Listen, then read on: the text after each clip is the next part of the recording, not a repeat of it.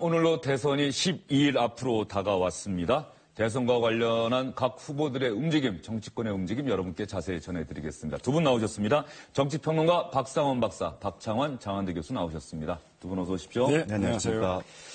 먼저 사드 배치와 관련한 이야기부터 여러분께 전해드리도록 하겠습니다. 주한미군이 어제 새벽에 사드 핵심 장비를 전격 배치했죠. 정치권 상당한 논란이 일고 있습니다. 대통령 선거에 나선 후보들도 사드 장비 배치에 대해서 각자의 입장을 내놓았습니다. 어떤 얘기들 했는지 한번 직접 들어보시죠. 이렇게 대선을 앞두고 지금 정부에서 좀 무리하게 이렇게 강행할 일은 아니라고 생각합니다. 마지막 결정은 다음 정부로 넘겨서 이 사드 배치 문제를 북핵 폐기를 위한 여러 가지 외교 카드로 그렇게 활용할 수 있도록 이렇게 넘겨주는 것이 바람직하다고. 새벽에 그 사드 배치 착수했다고 기사가 났는지. 잘 됐네. 이제 전술핵도 들어오면 이제 북하고 이제 우리 안보는 튼튼해지겠네. 예. 사드 배치는 한미 간 합의에 의해서 이행돼야 됩니다. 그런데 정말로 필요한 환경 영향 평가 같은 절차를 생략하는 것은 문제가 있습니다. 그리고 또 주민과의 충돌도 있었다는데 정말 우려됩니다. 제가 오래전부터 대통령 선거 전에 사드가 배치되는 게 오히려 국론 분열을 막는 길이다 이렇게 주장을 해왔습니다. 배치는 참 잘된 결정이라고 환영을 합니다. 이제는 정치권이 사드 배치에 대해서 제발 한 목소리를 냈으면 좋겠습니다. 국내법도 무시한 기습 배치다. 받아들이기 어렵다.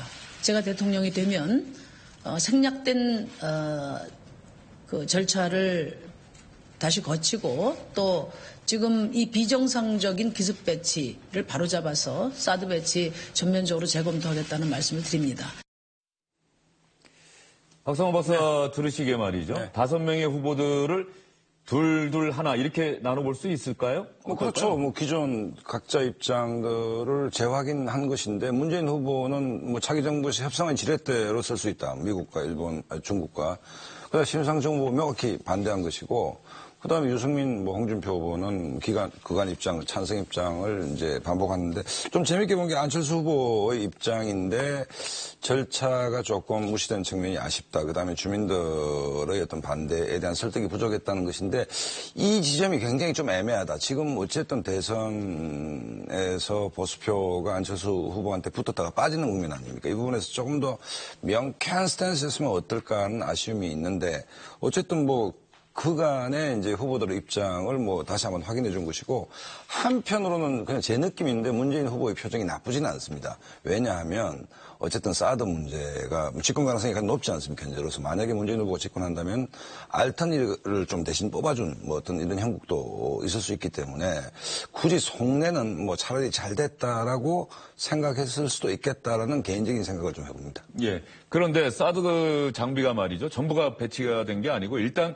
핵심 장비들만 배치됐다는 거 아니겠어요? 네. 모든 배치가 끝난 건 아니다. 그런 상태에서 본다고 한다면 지금 대선 후보들의 각각의 입장을 어떻게 평가할 수 있을까요? 지금 이제 대선을 코앞에 두고 있는 상황에서 갑자기 그 사드라는 이슈 자체가 이념 또 진영 논리에서 벗어나기 힘든 주제거든요. 그렇기 때문에 갑자기 입장 표명을 하기는 입장을 바꾸기는 어려운 상황입니다.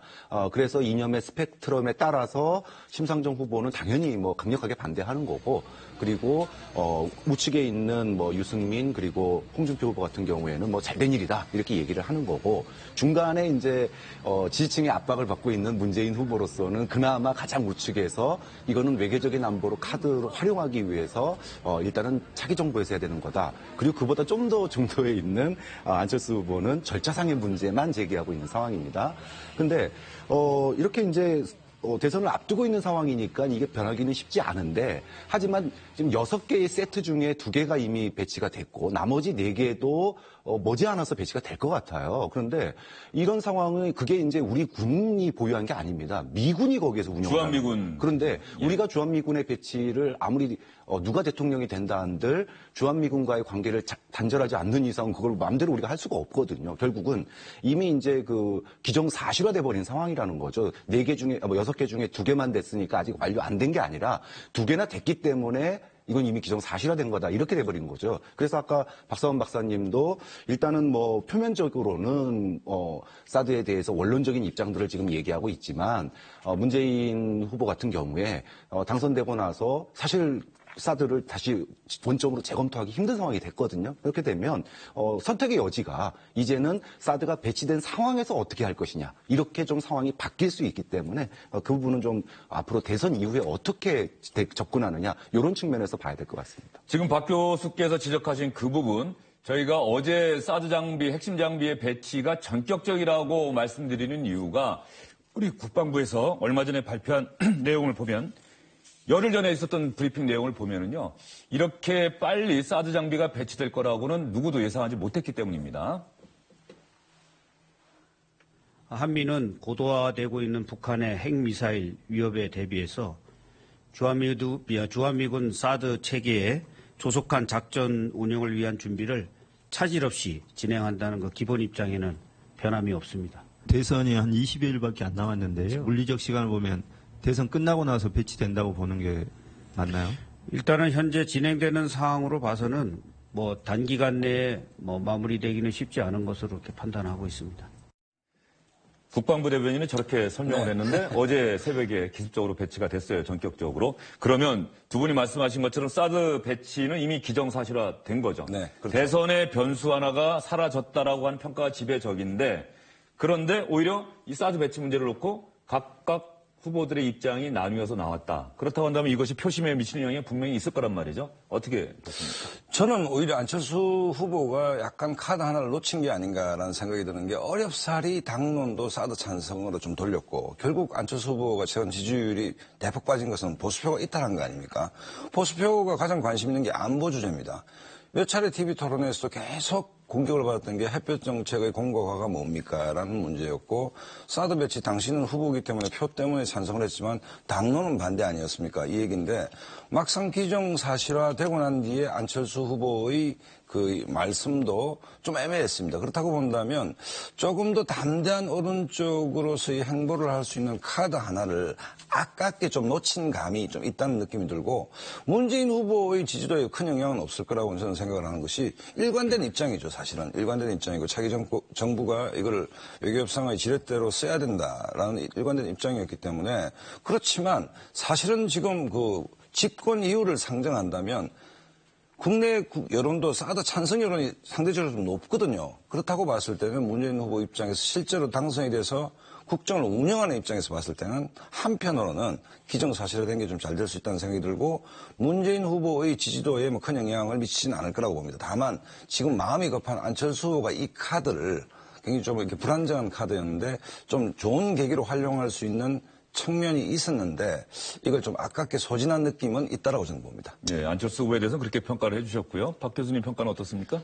사드 배치를 찬성할 거냐 반대할 거냐라고 하는 이런 문제에 있어서는 입장이 확실한 후보들이 아무래도 이득을 보게 마련입니다.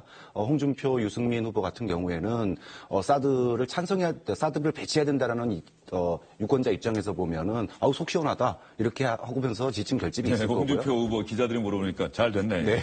심상정 후보도 마찬가지입니다. 반대하는 입장에서는 진보 지지층을 결집시킬 수 있는 요소가 있죠. 그런데 이게 이제 소위 보수와 진보의 양강 구도가 아니지 않습니까? 지금 그나마 양강으로 불리우는 문재인, 안철수 이 두 분은 사실은 또 여기하고 또 중간지대에서 또 겹치고 있거든요. 근데 이 중간지대에서 보면 아까 말씀하신 것처럼 안철수 후보는 보수 쪽에서의 카드가 이제 넘어가 버린 거고요. 이제 문재인 후보는 어차피 이제 오늘 미국의 결정도 외교 정책도 나왔지만 대북 정책도 나왔지만 이게 사실 군사적인 대응보다는 외교적인 대응에 이제 주력해야 된다 이 얘기였거든요. 그러면은 지금 미국도 이제 외교적인 대응에 집중하겠다는 거 아닙니까? 그런 측면에서 보면 사실 문재인, 안철수라고 하는 소위 양강 구도에서는 안철수 후보에게 사실은 좀 불리한 그리고 문재인 후보에게는 뭐 유불리가 없는 그런 상황이라고 분석할 수 있습니다. 예, 그렇다고 한다면 이 질문 한번 드려볼게요.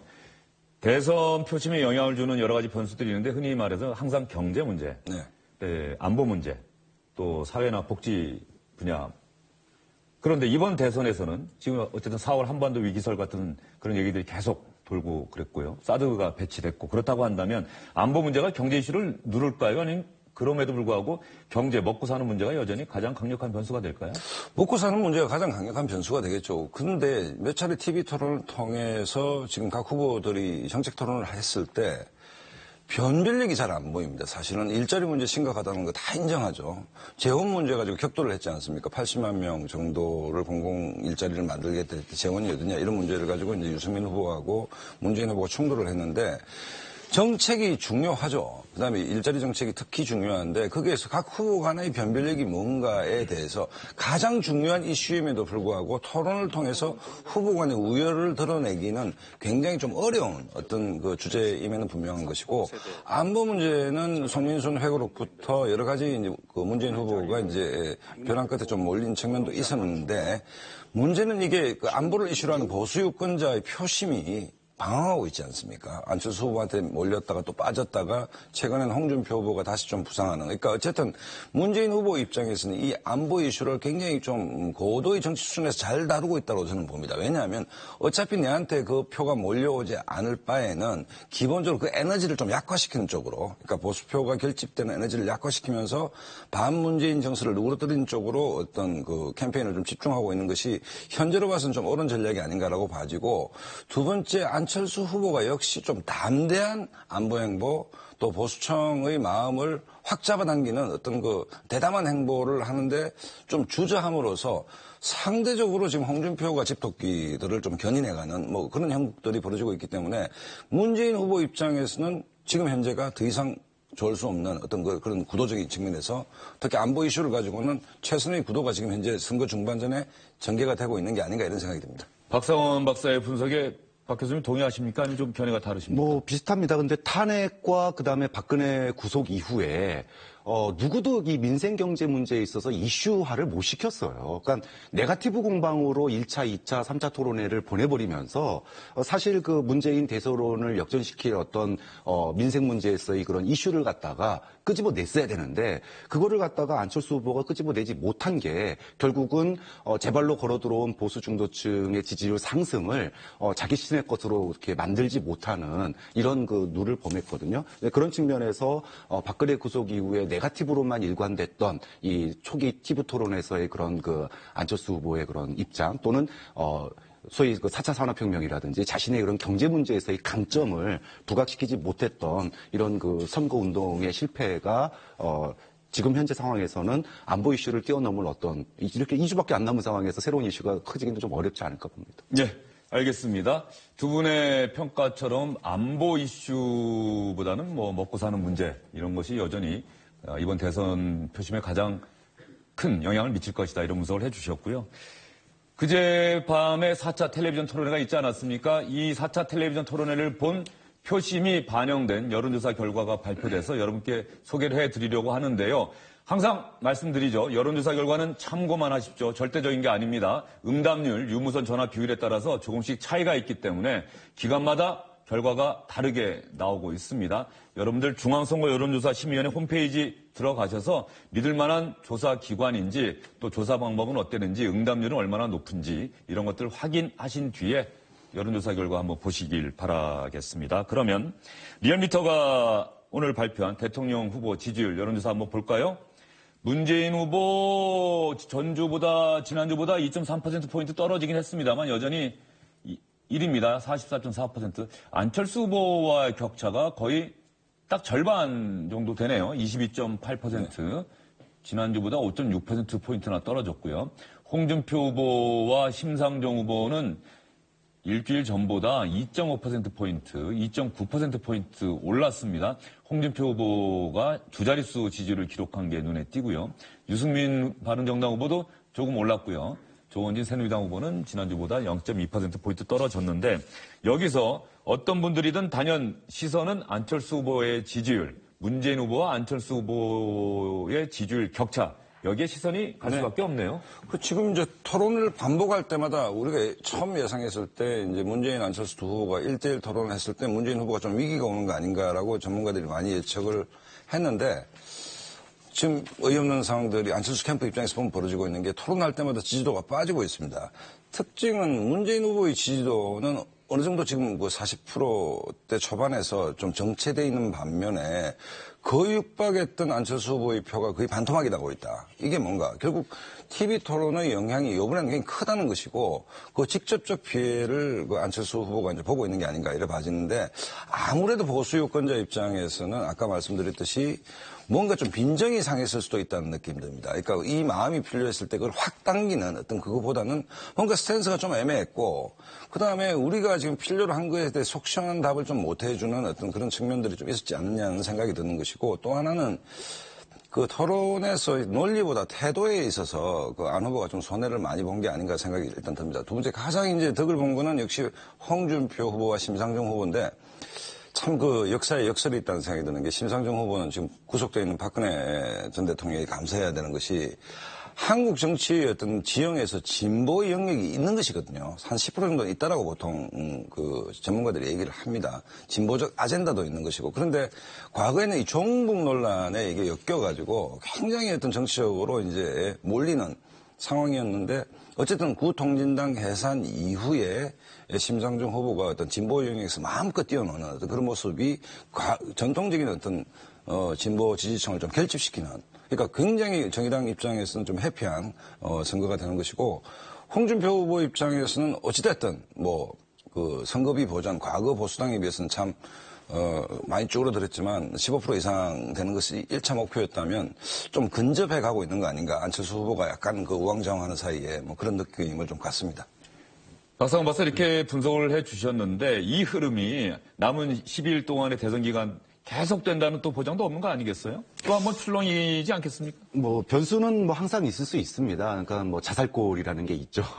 이제 후보의 어떤 대실수라든지 또는 치부라든지 이런 것들이 드러나면은 변수가 있을 수 있을 텐데 이제 문제는요. 안철수 후보가 소위 그 물 들어왔을 때 노를 져야 되는데 이때 그 TV 토론을 통해 가지고 그 기회를 놓쳐버렸어요. 그래서 지금에 와서는 이제 아무리 뭐 4차 산업혁명 얘기하고 일자리 얘기한다고 그래가지고 이게 이제 변별력을 갖기가 쉽지가 않은 상황이 돼버렸다라는 게, 애초에 그 지지율이 올라갈 때 많은 얘기가 했지 않습니까? 충성도가 낮은 그런 표심이기 때문에 이거를 붙잡는 게 중요하다라고 얘기를 했는데, 그 기회를 놓쳐버렸기 때문에 이거를 2주 안에 잡는다는 거, 회복한다는 거 사실 이렇게 쉽지 않은 상황이 되고 있다. 좀 그런, 그렇게 볼 수 있을 것 같아요. 그렇다고 한다면은 중앙선관위가 주최하는 토론이 2차례가 남아 있어요. 네. 그러면 텔레비전 토론이 이번에 지금 현재 표심에 영향을 주고 있다고 그렇게 분석하신다면 남아있는 2차례 텔레비전 토론도 여전히 여론조사 결과에 영향을 미치지 않을까요? 근데 이제 그 TV 토론에서 영향을 받는 주된 층이 누구냐라는 겁니다. 즉, 기존에 문재인 후보를 지지하고 있는 층은 문재인 후보가 토론을 잘하든 못하든 변하지를 않아요. 그러니까 안철수로 몰렸던 소위 보수 표심, 오갈 데 없던 보수 표심이 혹시나 해서 안철수를 밀었는데 믿음직스럽지 못하니까 다시 회군하고 있는 거거든요. 즉, 이 보수 표심이 전략적으로 안철수에게 몰리는, 그러니까 전략적 투표를 이번 대선에서 할 거냐 말 거냐, 이런 정도가 지금 변수로 남은 상황인데, 전략적 투표를 하려고 그러면은 지금 홍준표 후보라든지 유승민 후보의 어떤 그 소위 실질적인 단일화, 그러니까 뭐 개헌을 고리로 해서 소위 그 연합을 갖다 하겠다라고 하는 지난번에 바른정당의 그런 시도 같은 것들이 어느 정도 좀 이루어져야 되는데 근데 현재 그게 이루어지기가 쉽지가 않은 상황이라는 거죠. 그런 주관적인 조건과 객관적인 조건을 다 놓고 본다면 이게 이제 그 소위 문재인을 뛰어넘는 어떤 그 지지의 결집 이거는 과연 2주 동안 일어날 수 있겠느냐라는 이제 회의적인 전망이 듭니다. 저는 교수님하고 조금 생각이 다른 게 뭐 전체적인 흐름은 비슷한데 지난번에 시대 정신이 중요하다는데 정권 교체의 시대 정신은 있는 것이고 문재인 후보가 이제 그걸 담지해내고 있는 것이고 또 하나는 결국 이제 87년 체제 문제, 개헌 문제가 있는데 안 후보가 마지막 그 12척의 배 정도 남아있다라고 보는 것이 요기배라 이게처럼 끝날 때까지는 끝난 게 아닌데 결국은 개헌 문제, 협치 문제, 개헌을 고리로 한 연대 문제라는 이 시대 정신의 흐름을 자기 것으로 만들면서 조금 더 담대한 행보를 할 수 있는 시간들은 충분히 남아있다라고 저는 봅니다. 예를 들어서 집권 이후 3년 안에 개헌하고 뭐 그다음에 뭐 어떻게 하겠다라든지 그다음에 개헌을 위해서 개헌 찬성 세력들을 하나로 묶겠다든지 뭐 협치와 연정을 하겠다든지 뭐 이런 카드들이 아직은 남아 있는 것이고 또 하나 안 후보 입장에서는 희망을 버리기가 뭐 아직 이르다고 보는 것이 결국 이 지지율 격차가 문재인 후보가 올라가면서 격차가 벌어진 건 아니거든요. 안 후보가 올라갔다가 빠지면서 된 것이기 때문에 거기다가 이제 보수청이 과연 마음을 뭐 확고하게 지금 어느 정도 투표를 하겠다라는 입장을 정한 건 아니지 않습니까? 아직도 지금 방황 중이라고 저는 생각합니다. 그러니까 결국 부뚜껑 심리도 있는 것이고 또 하나는 대기실에서 박 교수님하고 그 얘기를 한참 나눴습니다만 지난번 총선과 대선은 물론 다릅니다. 다른데 지난 4월, 작년 4월 총선에서 불과 2, 3일 전까지 많은 조사기관들이 심지어 새누리당 170석까지 예상한 조사도 있었고, 190석까지요? 뭐 190 있었는데 처참하게 틀렸습니다, 사실은. 그렇다고 본다면 기본적으로 지금 여론조사가 과연 그 대선 결과로 그대로 연결될 것인지에 대해서 저 개인적으로는 약간의 의구심이 일단 있는데 어쨌든 뭐 끝날 때까지 끝난 건 아니죠. 뭐. 여론조사 기관들도 사실 선거 끝나고 나면은 가슴을 쓸어내리든 아니면 한숨을 쉬든 그렇게 될 거예요. 어떻습니까? 그 얘기 나누실 때 박 교수님 어떤 견해 내놓으셨습니까? 지금 여론조사 결과 믿을만 한 건지. 일단 총선의 그러니까 지역 단위의 그런 표심이 이게 굴절 현상이 있잖아요. 후보와 정당과 이런 간의 차이가 있을 수 있고 개개인의 능력차가 있기 때문에 이제 그런 거를 읽지 못하는 거는 지난 총선에서 오류가 분명히 드러났다고 생각합니다. 하지만 대선이라고 하는 어떤 큰 흐름을 보는 그 여론조사에서는 사실 이제까지 틀린 적이 없거든요. 이제 그런 측면에서 저는 이제 큰 변화는 없을 거다 이렇게 보고요. 또 하나는 누구를 당선시키기 위해서 투표장에 결집하는 거하고요. 누구 당선을 막기 위해서 투표장에 가는 거하고 이게 사실은 당선시키기 위해서 가는 사람을 뭐 따라잡을 수가 없습니다. 그렇기 때문에 문재인이 당선되는 것을 막기 위해서 투표장에 대거 정말로 이동한다. 그게 당선시키기 위해서 가는 사람들을 따라잡을 수 있을까? 거기에 대해서는 여전히 물음표가 있다고 봅니다. 여전히 물음표가 있다. 여론조사 결과가 과연 지금의 민심을 제대로 반영하는지에 대해서는 한번 생각해 볼 만한 그 내용들이 있다. 네. 이런 말씀 좀 해주셨는데요. 그 남은 10일의 대선 기간에 이제 남아있는 변수, 텔레비전 토론 얘기는 우리가 아까 했고요. 네. 아까 자살골, 뭐 어느 후보가 자살골을 넣으면 또 변수가 될 수 있다고 했는데 또 어떤 변수가 있을까요? 자살골을 가장 경계해야 될 쪽은 문재인 후보 쪽이겠죠. 앞서가는 후보니까. 아니 그다음에 지난번 대선 때 문재인 후보가 패배에 책 쓸 때 태도 보수라는 얘기를 했습니다. 뭐 막말, 뭐 노인, 뭐 폄하 발언 이런 것들이 굉장히 어떤 이른바 이제 보수청의 마음을 못 움직였다는 것인데 문 후보 입장에서는 아까 박 교수님 말씀하셨듯이 최대의 변수는 보수청의 반문 정서를 어느 정도로 누그러뜨리느냐, 그다음 이 사람들이 결집도를 얼마만큼 완화하느냐에 있다라고 본다면 거꾸로 안철수 후보나 홍준표 후보 같으면 이 보수청들, 상심한 보수청의 마음을 내가 얼마만큼 견인해 올 수 있냐 여기 있지 않겠습니까? 그런 측면에서 봤을 때 홍준표 후보는 지금 뭐 굉장히 나쁘지 않은 상황인 것 같지만 역시 이제 숙제와 고민거리는 안철수 후보에게 훨씬 많이 지금 주어져 있다. 이런 측면에서 이 문제를 12일 정도 남았는데 어느 정도 좀 잘 정리해서 두 차례의 TV 토론을 통해서 보수 유권자들이 안 후보한테 표를 줄 마음이 다시 생기도록 유도해낼 수 있느냐가 관건이라고 보기 때문에 아마 문재인 후보는 안정적인 현상 유지 전략을 쓸 것 같고 나머지 후보들은 굉장히 역동적인 현상 타파 전략을 쓸 것 같은데 그 카드가 뭔지 저도 좀 사실 좀 궁금합니다.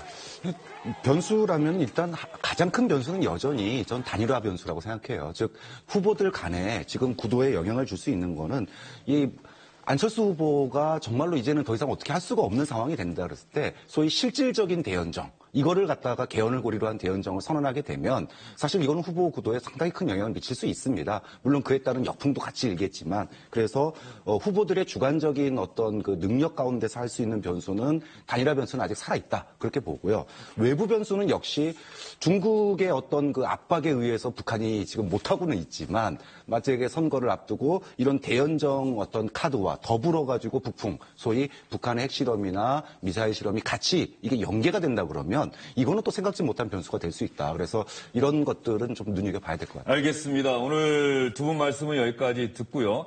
후보들이 오늘 어디서 어떤 일정 소화하는지는 조금 전에 두 분이 말씀 나눈 동안에 화면이 나갔습니다. 문재인 후보는 방송기자 클럽 토론회 갔고요. 홍준표 후보는 지역을 방문해서 또 바쁘게 움직이고 있고요. 경북 구미에서 유세를 했고 안철수 국민의당 후보는 제주도 방문했고 유승민 후보는 새로운 보수찾기 국토대장정에 동행을 했고 심상정 정의당 후보는 관훈클럽 초청 토론을 했습니다.